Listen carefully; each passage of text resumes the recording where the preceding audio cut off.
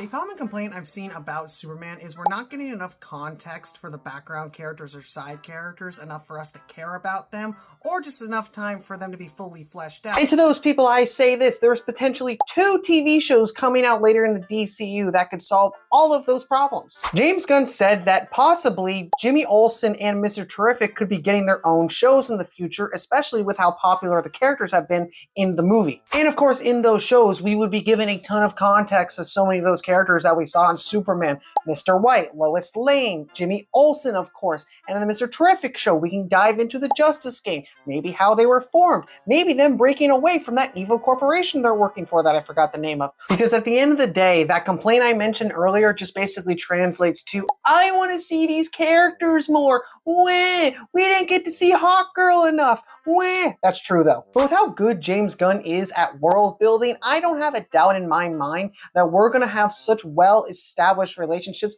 with all of these characters in the coming years. And wouldn't it be so cool in the Jimmy Olsen show if we just had a deep dive into the history of the Daily Planet, how it started, how it got famous, and maybe it's like the first week that Superman announces himself as a hero. That would be really cool to see the Daily Planet's perspective of that.